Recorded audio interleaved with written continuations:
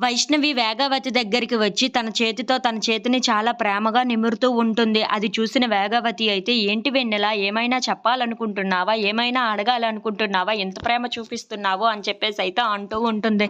ఆ మాటలు వినగానే అక్కడ ఉన్న వైష్ణవి అయితే, "నానమ్మ, నీతో ఒక విషయం మాట్లాడాలి నేను" అని చెప్పేసైతే అంటూ ఉంటుంది. ఆ మాటలు వినగానే అక్కడ ఉన్న వేగావతి అయితే, "ఏంటో చెప్పమ్మా" అని చెప్పేసైతే అడుగుతూ ఉంటుంది. ఇంతలో అక్కడ ఉన్న వైష్ణవి మాత్రం, "నువ్వు నేను కలిసి అమ్మ వాళ్ళ ఇంటికి వెళ్ళిపోదామా" అని చెప్పేసైతే అంటూ ఉంటుంది. ఆ మాటలు వినగానే అక్కడ ఉన్న వేగావతి చిన్నవాళ్ళు అయితే ఒక్కసారిగా షాక్ అయిపోతూ ఉంటారు. ఇంతలో అక్కడ ఉన్న వైష్ణవి మాత్రం, "అవును నానమ్మ, నాకు వైష్ణవిని అలాగే అమ్మని చూడాలని ఉంది. మనిద్దరం కలిసి అక్కడికి వెళ్ళిపోదాం. ఆ ఇంట్లోనే ఉందాం. అందరం కలిసి చాలా సంతోషంగా ఉండొచ్చు కదా" అని చెప్పేసైతే అంటూ ఉంటుంది. ఆ మాటలకి అక్కడ ఉన్న వేగావతికైతే చాలా కోపం వచ్చేసి, చాలా కోపంగా వైష్ణవిని చూస్తూ ఉండిపోతుంది. ఇంతలో అక్కడ ఉన్న వైష్ణవి మాత్రం, "లేదు నానమ్మ, ఎలాగైనా సరే మనం ఇద్దరమే అక్కడికి వెళ్ళిపోయి అందరం కలిసి ఉంటే చాలా బావుంటుంది కదా అనిపిస్తుంది నాకు. అందుకే మనం అందరం కలిసి ఉందాం. వెళ్ళిపోదాం నానమ్మ అమ్మ దగ్గరికి" అని చెప్పేసైతే అంటూ ఉంటుంది. ఇంతలో అక్కడ ఉన్న వేగావతి మాత్రం చాలా కోపంగా షాక్ అయిపోయి అలా ఉండిపోతూ ఉంటుంది.